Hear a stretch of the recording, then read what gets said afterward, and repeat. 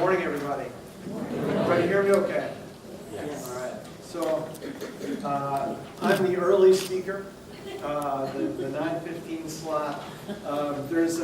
I have a problem here. There's nothing better than waking up in the morning after a long election night and starting your day with some data and some research. I'll do my best to talk about a study that has occupied much of my life for the past 2 years, reducing the findings down to a svelte half-hour presentation. So I can say that my work in leadership has been a lifelong pursuit, and it's really through the work that you all are engaged in that I grew as an educator and an administrator and now a researcher. So I think even though I have the opening slot, any one of you probably could come up here and fill these shoes. This agenda is fantastic, and thank you to everyone for inviting me here and hosting this fantastic meeting. So I'm going to say a few words about policy, and then I'll jump into the study. So we were fortunate enough to spend 2.5 years taking a hard look at principal preparation, working with a number of principal preparation programs across the United States to determine their effects. We knew, as you all do, that the role of the principal is changing and has changed since Norman Rockwell painted that original painting about the principal. And you can see from the picture that the principal is off to the side in his office. He's a white male, and he's going to mete out some discipline really soon. You can contrast that with the picture on the right-hand side of the woman who is a principal, got a cup of coffee in her hand, and is motioning for kids to come into the classroom. This is the changing dynamic of principals. No longer are we expecting principals to be in the office on a daily basis, but we expect them to be roaming the halls, looking at instruction, going into classrooms, supporting teachers, and also supporting students. The role has changed, and the role will continue to change. You've experienced that, but just in case, I promised statistics, so I'm gonna throw a few at you. If you look at the national data on the principal workforce, it's changed dramatically over the past 8 years. First of all, increasingly, women are becoming principals. It is no longer an old boys network, occupied by former coaches. Women who are teachers are coming up through the ranks and are taking the lead in leading schools. It's a welcome change. Increasingly, principals are entering the leadership role in their schools with fewer years of experience in teaching. So they're moving quickly through the teacher ranks and into the principal ranks. Some superintendents will tell you that is out of need, that we need more principals in schools because increasingly our older generation of principals is retiring and looking for other things to do. Increasingly, our principal workforce is diverse. While it continues to be largely Caucasian, we are seeing African American and Hispanic principals enter those ranks. And remarkably, principals will tell you they are overworked. They're doing 70 to 80 hours per week during the school year, and they're feeling the bite of accountability policies that have been with us for the past 8 years. So it's challenging for them. I don't think that it's any surprise, and I know I'm speaking to the choir here, but I always say principals matter. We know that they matter for our communities, we know that they matter for our teachers, and we especially know that they matter for our kids. They're accountable for the second most powerful force in our kids' education if you look at school level factors. That's an important thing. So when we began looking at principal professional development, evaluation, and preparation, it was because we know that principal quality matters, and we wanted to prove that through the use of data. This study and other studies like it are really important, given the changing policy landscape in the United States. So if you look at where we've been and think about where we may go on the, after this election, we think that principal leadership will continue to be an important aspect of our policies. So this slide shows you where we've been, but I think on the horizon within the next year, we will get greater clarity about the Every Student Succeeds Act and the role of principals in receiving funding through states and districts for Title I funding and Title II funding. For the first time, the Every Student Succeeds Act makes it clear that Title I and Title II funding can be used to support principals through professional development, performance evaluation, and preparation. And in fact, the funding can be used to support principal supervisors who then support principals. That has all been spelled out in that act. We have seen in the past year a major change, a change in the national standards for principals, which have driven many of our preparation and our evaluation processes. And we will see continued change with the soon-to-be-released ELCC standards, which will support principal preparation. So we come into this work knowing full well that many in the community of principal preparation programs have an idea about how best to prepare principals. And the George W. Bush Institute, which is a nonprofit, nonpartisan foundation run by the former president, was very interested in principal preparation as well.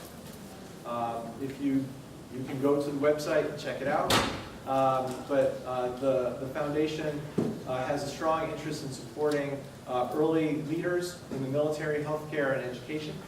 And they turn to us to look at principal preparation program impact, with the notion that there's a lot of wisdom in the field that's accumulated in this room, but we need more evidence going forward to support the practices of principal preparation. Through the Bush Institute, they have an abiding interest in education, and last week we released an important report on principal talent management, which you can go and download and read for your pleasure. And then we have also released this more recent study, which is also available on the website, called Following the Leaders. And so I'll talk a little bit about that and some of the challenges that we ran into that you may also be running into in assessing the impact of principal preparation. All right, so this is a slide with a lot of text on it. And so I will quickly summarize this. We know that there are 700 plus principal preparation programs in the country. We also know that UCEA, the Bush Institute's A-Roll program, and the Rainwater Foundation have done a very nice job of codifying and explaining what principal preparation programs should look like based upon our collective wisdom. We also know that there are currently 8 states that are holding principal preparation programs accountable for their graduates' school-wide student-level performance. And it's plausible that those accountability laws will increase going forward.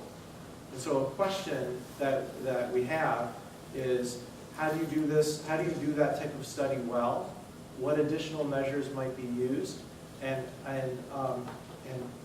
what are the findings? So we came into this research with those types of questions. We know that there are only 2 large-scale studies that have been conducted on principal preparation that have looked at graduates' school-wide student learning. One was conducted by the RAND Corporation, and the other one was conducted by Corcoran on a New York City-based program. So we came into this thinking that there's an opportunity here to provide additional information to the field and to update these types of studies. We worked with the Bush Institute to come up with 3 very basic questions, which are up here. The first question is about the characteristics of principal preparation programs, which help with our sample. The second question is about the characteristics of schools, whether the socioeconomic status of students, the race and ethnicity of students, etc., which helped us to build our model to assess impact. And the third question is really the impact question that we got kind of excited about. So the big question is, what is the effect? What effect do program graduates, so new principals, in their first placements as principals, have on student achievement and other outcomes? And then within that question, we take a look at variation of programs. So we would like to, with our study, we describe that, but we describe that in comparison to all other new principals within an urban area to determine whether principal preparation programs that are innovative and designed to meet UCA and AROL guidelines have an impact. So our first step, and the answer to the first question, was to screen preparation programs. And we took a look at each program, its standards alignment, the scaffolded learning experiences, the recruitment of individuals into the program, on-the-job support, including principal residencies, partner engagement with school districts, and their continuous improvement process, which included the use of data for improving program processes. We were looking for programs that had all of those things embedded within the program and that had been doing all of these things for a long period of time. So across the country, we found 11 programs. We interviewed them. We located 5 that were we considered top tier and exemplary programs. And we screened them further, and we included 4, which were based on our review of initial data. So we looked at 4 programs nationally that have a strong track record. Each one of those programs was located in a large urban area, and we selected a large urban area because of the availability of good data and the number of program graduates, which would give us some kind of power to convince, that would be convincing about the results. Okay? And we got access to a huge amount of data. This chart, we can spend a little time on it, but the point of the chart is in District A, B, and C, and D, which is the location of each one of those preparation programs. We were dealing with a minimum of 29,000 student records per year, and over 100,000 student records in the largest district. We got those student records to determine the results in terms of student performance. We also noticed that with this longitudinal study, we tracked the number of new principals that were being graduated from the preparation programs in comparison to all other new principals in the district. And you can see on this chart that that number varied from 0 per year to 180, 188, or 192 at its most. And so we were tracking all of those new principals in the school districts. Any study of principal preparation programs runs into challenges, and our study design ran into these challenges as well. This may resonate with those evaluators and researchers in the room who are trying to study principal prep on a large scale. One is detecting effects. So since principals have a powerful effect, but it is less than the teacher effect, we had to make sure that our statistical models were geared to measure the effect of the principal. And oftentimes that effect is lower than that of teachers. Further, we were concerned that we watched the school for more than 3 years, because we know that a new principal coming in will be challenged to make major changes in a school that could be detectable after year 1. So we continued to follow them through years 3, 4, and 5 in each school. Further, we had to disentangle the effects. So there's a lot going on in the school. We wanted to make sure that we use statistical approaches to match the schools where these new principals were placed with other similar schools. And so we were trying to account for those effects through matching and through comparison. I mentioned the event horizon. That's the amount of time that we watched the schools after the principal was in the school, 3 to 5 years. For sample size, we were continually challenged by sample size. And if you're doing research on principal preparation, there's an inclination nationally to reduce the number of graduates coming out of those principal preparation programs in order to focus on the quality of preparation. But that effort runs counter to researchers' efforts to look at as many principals as possible and to build solid statistical models with power. So this is a real challenge for our field. And finally, data access and quality. We were relying on school district data to give us the data that we needed to study these programs. This was particularly challenging with us, and it took us over a year to get access to the data to run the analysis. What we were finding is that principal tracking data is different in terms of quality than the teacher data that we received on those schools. And so we need to do a better job of leadership tracking. I'm going to skip this part in the interest of time because what I will say is we use 2 statistical models. The first model compared all new principals, all principals graduating from the principal preparation programs to all other new principals.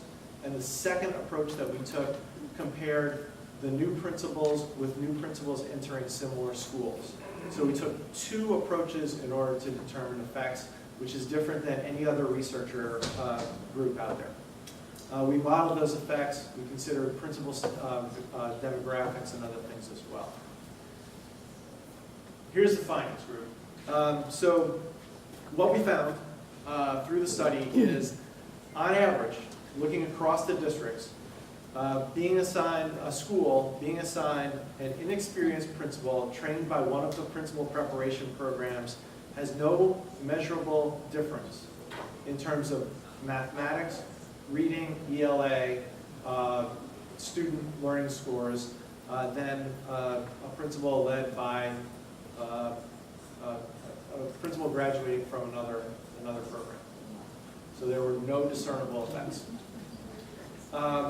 We also found that within programs, within principal preparation programs, we found that cohorts varied in terms of their post-graduation performance, and I'll show you that in just a minute. And then finally, so those 2 bullet points kind of cover the basis in terms of findings. Go ahead. In comparison to schools led by experienced principals trained or inexperienced? Inexperienced principals. So they're both inexperienced. They're both inexperienced, right. So that's the point in the matching, right? So we took a principal from a principal preparation program that met our high criteria, and we compared them to an inexperienced principal with the same amount of time in the school and was similar in terms of their prior teaching experience and other variables, who entered a school, and then we tracked both schools over the same amount of time. Now, if you go back to this, there are a few caveats on it, of course, and I'll talk about those. But one of those caveats is our sample sizes are low. So you have to consider that in the findings. That is a limitation, but still the findings hold up. Matt, were you matching on schools as well? We were matching on schools, and we also matched on the principal demographics. And we did it two different ways. So these findings summarize the results of both of our models. And what was the time period that the schools were looking at? We looked at them for as long as we possibly could. So in other words, we saw them for a minimum of 3 years, but we continued beyond up to 6 years. So a principal would leave our sample if that principal left the school, and so we didn't follow that school going forward. So how many years post-graduation from their program? Sorry, I So didn't. you started There you are. with their first year post-graduation from their program and Yep. followed them as long as possible? That's right. So we had a minimum of 3 years in the data set. Some folks that we presented this to argue that 3 years is not long enough. I have a question on that too, then. Yep. Is that people going immediately into the principalship, or is that only those who are? Correct. Okay. These are people that are going immediately into the principalship. That's right. For sample purposes, we made a research decision to follow people who are going directly from the program into the principal position. That further limited our sample, of course, because we know that in many places, but not all, the career pathway is to go to the assistant principal position and then move forward. Yep. Okay. So I mentioned that within programs there's a good degree of variation. This is the chart that shows that variation. The lines of the chart are new principals. And the dots on the chart are all new principals that are from one of the selected principal preparation programs. What you're seeing here is a principal identified with the range of student performance in a school. To the right-hand side is the upper tier, to the left-hand side is the lower tier, which means that there was an increase to the right and less increase to the left. So what you're seeing is that a principal from a selected principal preparation program varies in terms of its postgraduate student performance. So in other words, some principals are graduating and really move the needle on student performance within the first 3 years. Some of them graduate and they don't move the needle too dramatically. We were puzzled by this. We have many questions about this, but the finding is our finding. So, quickly I'll go into some research implications here. We certainly entered the field hoping to do a rigorous study that would support principal preparation. We found something to the contrary. What we found was that we did not see a discernible difference between principal preparation programs that met our criteria and other preparation programs.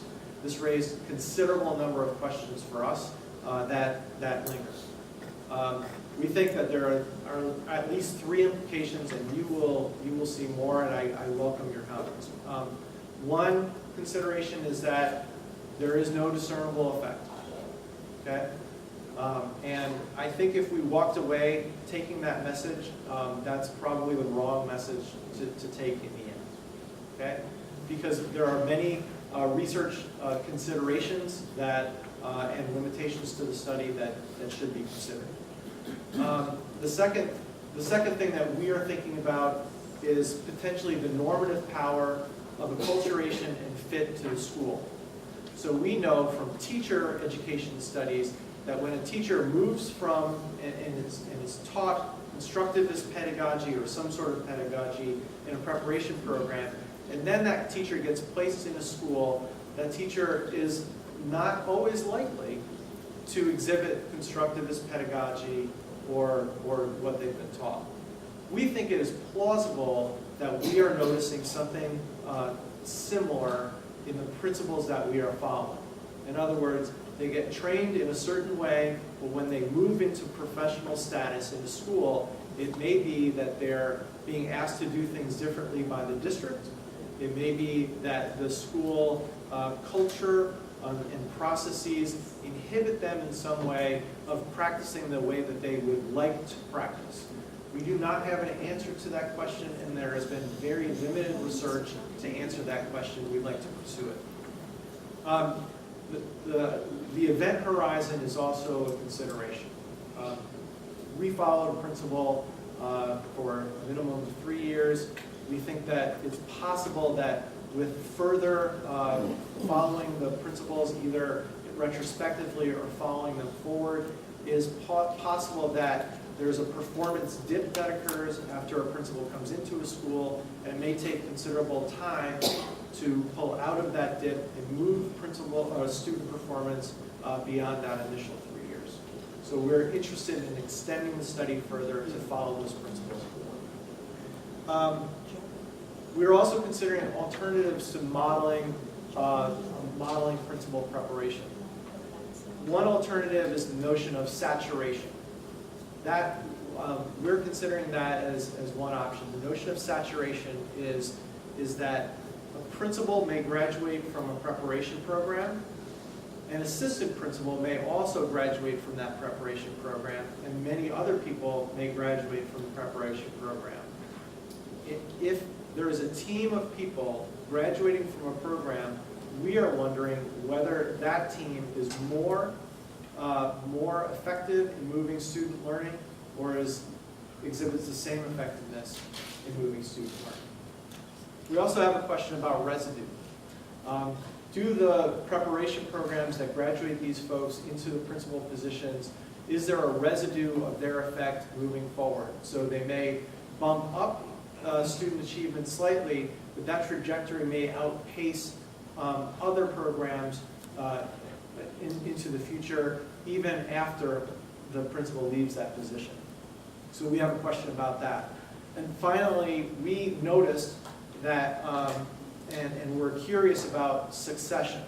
So we noticed that principal preparation programs oftentimes graduate people to an individual school.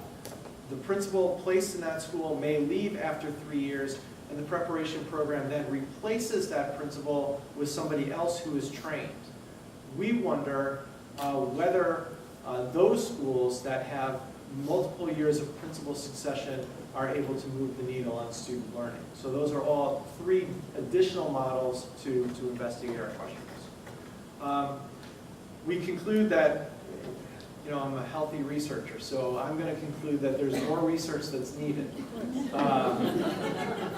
So we know that there are some limitations to the study. We tried our darndest to move around those limitations and do the most rigorous study that we could. We know that it's the largest of its kind, and it has passed multiple levels of review. Still, we're left with these wonderments. And then I'm going to close up with just a couple policy implications, because I can't just let it go. So the first one to take away is principal preparation program accountability. I said at the beginning that there are 8 states that are holding principal preparation programs accountable for post-graduation student learning outcomes. We can tell you that we followed 2 different methods that are challenging for statisticians who are well-trained to execute. If your state is considering this, we encourage states to proceed into this with caution. Hire a good statistician if you're considering this. And we would also say that don't make principal preparation accountability hinged upon student learning outcomes. You need to develop a dashboard of measures that may include post-graduation surveys, surveys of supervisors, and other information to give principal preparation programs feedback in order to continuously improve the program and help policymakers make the best, most intelligent, evidence-informed decisions about preparation programs as possible. I already mentioned that leader data systems need improvement. I can tell you that in some districts we were missing data for multiple years.